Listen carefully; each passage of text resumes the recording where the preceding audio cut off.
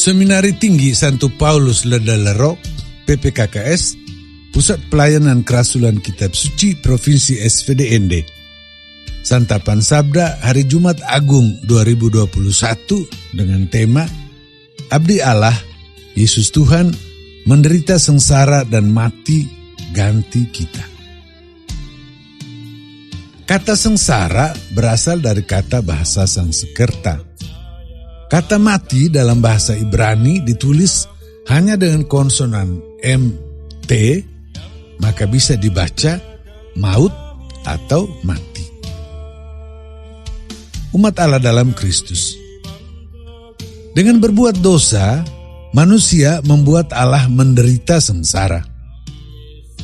Nabi Yesaya menyebut seorang abdi Allah yang menderita sengsara dan mati karena mengambil semua dan menanggung dosa manusia yang seharusnya mati karena dosa-dosa itu. Abdi Allah itu mati supaya manusia hidup. Pemazmur menyebut bahwa abdi Allah itu menderita sengsara yang paling hebat sehingga menjadi seperti orang mati. Namun tetap percaya dan mengaku, Engkaulah Allahku, aku ini abdimu yang bersedia menderita sengsara dan mati. Setiap tahun pada hari Minggu Palem dibacakan kisah sengsara menurut ketiga Injil Matius, Markus, dan Lukas. Setiap hari Jumat Agung dibacakan kisah sengsara dan kematian Yesus menurut Injil Yohanes. Tidak seperti ketiga penginjil lain yang menceritakan Yesus menetapkan Ekaristi, dalam Yohanes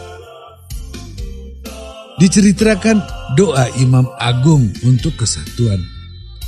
Lalu Yesus pergi ke sebuah taman dan tanpa sakrat maut seperti dalam ketiga Injil yang lain. Juga Yesus tidak langsung ditangkap seperti pada ketiga Injil lain. Dalam Yohanes lebih dulu ada tanya jawab sampai Yesus seperti Allah dalam perjanjian lama memperkenalkan diri, akulah dia, barulah Yesus mengizinkan diri ditangkap.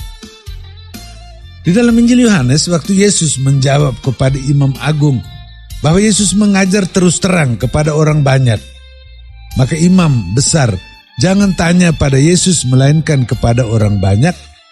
Seorang penjaga menganggap jawaban Yesus tidak sopan lalu menampar Yesus.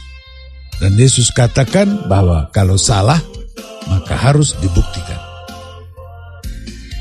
Seperti ketiga penginjil lain, Yesus disangkal 3 kali oleh Petrus. Waktu menghadap Pilatus, Yesus menegaskan bahwa dirinya raja bukan dari dunia ini dan menjelaskan kebenaran yang tidak dimengerti Pilatus. Selanjutnya Pilatus membuktikan bahwa Yesus tidak bersalah, tetapi menjatuhi hukuman mati kepada Yesus atas desakan orang banyak yang meminta Barabas dibebaskan.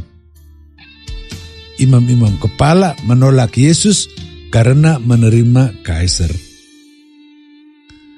Di jalan ke Golgota di dalam Injil Yohanes, Simon tidak membantu Yesus. Dan pertemuan dengan perempuan-perempuan yang meratapi Yesus hanya dalam Lukas. Di dalam Injil Yohanes, imam-imam kepala tidak setuju kalau Pilatus menulis Yesus orang Nazaret, raja orang Yahudi dalam bahasa Ibrani, Latin, dan Yunani. Tetapi Pilatus menegaskan apa yang kutulis tetap tertulis. Karena di dalam Injil Yohanes, Yesus ditinggikan dan dimuliakan, maka di bawah salib tidak disebut olok-olokan. Bahkan kedua penyamun yang disalibkan bersama Yesus tidak menghujat Yesus. Padahalnya dalam Matius, Markus keduanya, dalam Injil Lukas satu orang menghujat.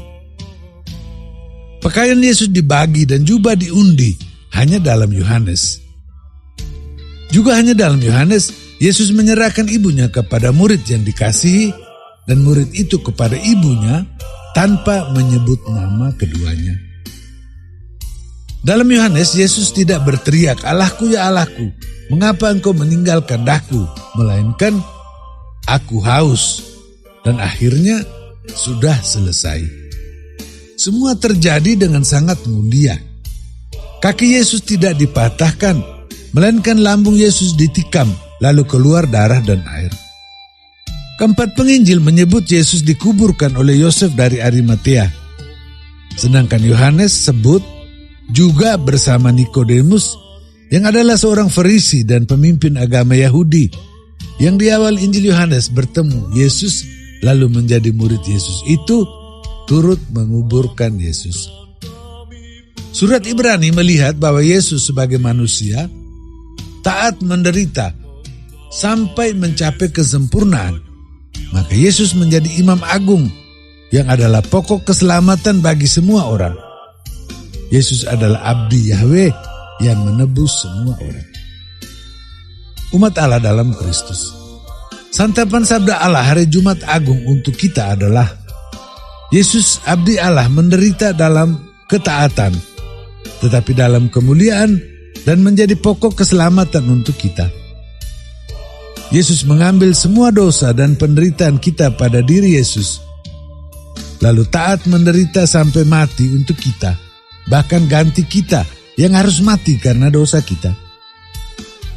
Hari Jumat Agung adalah hari kita membuat Allah, Yesus dan saudara-saudari kita menderita. Hari Jumat Agung merupakan waktu kita memikul dan meringankan penderitaan diri, keluarga, sesama, dan semua saudara-saudari kita. Hari Jumat Agung adalah satu-satunya hari kita tidak merayakan Ekaristi karena Yesus mati di salib. Kita menerima santapan tubuh darah Yesus dari Yesus yang serahkan diri pada hari Kamis malam. Semoga dengan santapan sabda dan tubuh darah Yesus kita terus beralih dari Jumat Agung ke Paskah, yaitu kebangkitan, pembebasan dari penderitaan, juga dari membuat sesama menderita ke membawa keselamatan.